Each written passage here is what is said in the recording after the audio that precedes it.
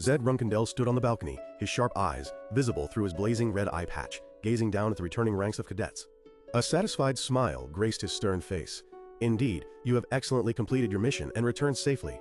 Zed's deep voice resonated. He suddenly burst into hearty laughter, his booming voice echoing throughout the training grounds. "Those strategists who assigned this mission to you must have taken a painful blow. This time, they'll surely be furious." Standing amidst the crowd, Jin Runcandel looked up, his expression calm. "Thank you, Uncle." With his arms crossed over his chest, Zed resoundingly ordered, "All right, all teams, dismissed." Below, hundreds of voices chorused, "Understood, sir." As the cadets began to disperse, Jin's small group gathered. His teammates breathed a sigh of relief. "Young master, we're glad you're all right."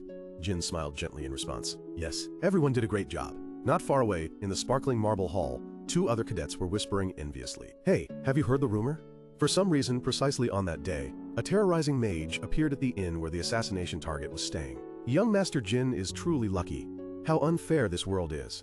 Not only is he a Runcandel, but he also has heaven-sent luck. No matter how hard some people try, they won't be able to surpass the intermediate cadet rank. The other person nodded in agreement. Who knows if they're talented or not? But young Master Jin just reached 4-star, and his rookies are all 3-star, aren't they? The first cadet irritably asked, "Hey Kajin, are we just going to let things be like this?" Kajin, the larger one, clenched his fist, veins bulging on the back of his hand. He gritted his teeth and replied, "So what do you plan to do? Even if he's the arrogant youngest young master, he's still a pure blood Runcandel." Kajin Romero said reluctantly, "MYU. Until Lady Anne gives a direct order, there's nothing we can do." He paused, eyes narrowing as if sensing something. Steady footsteps resounded as Jin Runcandel slowly approached them, his upright figure prominent in the quiet space. He stopped, his gaze sweeping over the waiting knights. Two of them began to whisper to each other. "Huh, did he hear us? No way at this distance." "Unfortunately," a calm yet sharp voice cut through their murmuring. "I can hear everything, my friends." The two knights flinched, looking at Jin in astonishment. Jin paid them no mind, his gaze fixed directly on Kajin, who was seated. "Kajin Romero, is your arm all right?" Kajin looked up, his expression strangely calm. "Yes. The medical team said it's very easy to reattach, thanks to young master's clean cut." "Is that so?" Jin replied, his voice unchanged. "Anyway, it seems you gentlemen are having quite an interesting discussion." Kajin admitted frankly, "Yes, the best thing commoners like us can do when facing young Master Jin here is to speak ill of you behind your back." "Please forgive this, young master." Jin maintained his composed expression. "Whether I forgive it or not doesn't matter. I am not yet a flag-bearer knight. Seriously speaking, this doesn't even concern you." Kajin smirked, a challenging glint in his eyes. "Seriously speaking? With just a word from you, couldn't a person like me be flogged?" After a moment of silence, Jin asked back, "And why would I do that?" Kajin's smile grew more cunning. "Because I'm acting quite insolent right now. It's truly an eyesore." "Hey Kajin, what are you doing?" Another knight anxiously interjected.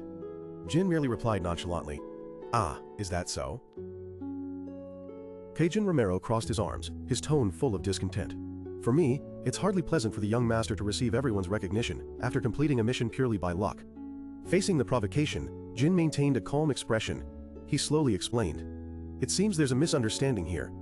The reason I called you an eyesore wasn't because you mocked me, nor was it because you acted insolently in front of me.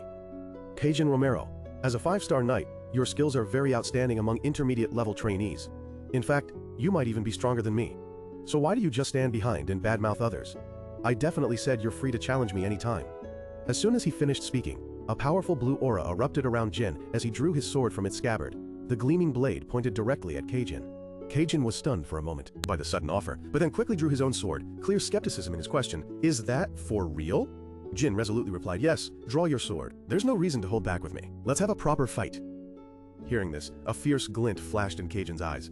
He growled, "Sounds like you're suggesting we shouldn't limit our aura. You heard right. You're going to regret this." Immediately, a blazing orange aura enveloped Kajin. He let out a roar and charged forward, swinging his sword with all his might. The two swords clashed, creating a resounding explosion, sparks, and two intensely conflicting blue-orange auras. Jin steadily parried the blow, secretly assessing in his mind, "His attacks are indeed very heavy, but they are nothing compared to those I will have to face in the future." He deftly neutralized the next attack, his deep blue aura remaining calm and stable, enveloping his body. Kajin Romero raised his sword, which was gathering a brilliant stream of energy. He shouted loudly, his voice echoing everywhere, full of arrogance, "My sword, the light that pierces even the heavens. Young master, you are still too immature to face me." As he finished speaking, Kajin's blade flared with a fiery aura, lunging forward like a lightning bolt. Jin swung his sword to parry, the verdant energy from his blade colliding violently with the orange sword chi. A deafening metallic clang echoed. The impact force was so great that Jin was stunned for a moment before being pushed back, his sword nearly flying from his hand. Kajin gave him no chance to rest, immediately pressing his attack, forcing Jin to grit his teeth, one foot sliding across the cold stone ground to maintain his stance. Kajin roared, "Now do you see the truth?" Just at the moment when it seemed he was about to be completely overwhelmed, in Jin's emerald eyes, the world seemed to slow down. Every violent movement of Kajin suddenly became clear in every detail. "I see it," Jin thought to himself, a familiar feeling suddenly washing over him. Just like the day Haytona threw steel spheres at me, I'm starting to see the trajectory of Kajin's attacks. There are countless sword paths he can cut through the air. Jin's face no longer showed struggle but became sharp and intensely focused. He looked up, facing the storm of fiery sword chi raining down, but now, in his eyes, everything was no longer a chaotic mess. Amidst the swirling blue energy around his blade, Jin mused that there weren't many moves a 5-star knight could utilize, especially when the opponent was consumed by blind rage aimed at him. The jarring clang of metal echoed as the two swords clashed fiercely. In the midst of the battle, Jin declared decisively, "I'll end this fight in 3 moves." With a confident expression, Jin coldly proclaimed, "I've read all your moves. You cannot defeat me." Provoked by Jin's words, Kajin roared in anger, "Young master, you continue to speak nonsense." Immediately, Jin began his attack sequence, calmly calculating each step in his mind. First, a slash from the left. His blade traced a brilliant arc, easily deflecting Kajin's attack. Then, an irregular upward cut. The unexpected upward strike caused Kajin to lose balance, exposing a fatal opening. And then, by the time Kajin realized the danger, it was already too late. Jin had anticipated his opponent's final move. Along with the thought of the finishing blow, his sword, glowing with blue spiritual energy, pierced straight into Kajin's shoulder. In a dazzling moment, Kajin's sword was knocked back. Panting, sweat pouring down his forehead, Kajin propped his sword on the ground for balance, his resolute eyes now filled with utter bewilderment. How could this be? That last attack must have been... Before he could finish his words, Jin's cold, sharp blade was pressed against his throat. Jin spoke calmly, his voice unwavering, "I know how many years it takes me to reach 5-star. Kajin looked up at Jin, the shock in his eyes slowly turning into a feeling of betrayal. He growled, "Did you trick me? I had no idea you were 5-star. "No, I never did," Jin replied coldly, slowly sheathing his sword. "You simply don't understand me enough. I never engage in battles I think I'll lose." Just then, hurried footsteps echoed. Daytona and his twin brother rushed over, faces panicked. Daytona yelled, "Hey, what's going on?" But then both of them froze, stunned by the sight before them. Kajin, considered the strongest among the trainees, was helplessly kneeling on the ground, his head bowed before the towering Jin. Kajin's entire body was still trembling, while Jin appeared completely calm. The air around them still held the lingering aftermath of the terrifying energy surge. Daytona stammered, his eyes wide with astonishment. What? No way, the youngest one defeated Kajin?" Jin Runcandel strode off coolly, leaving behind the stunned twins. He casually stated, "There's not much to it."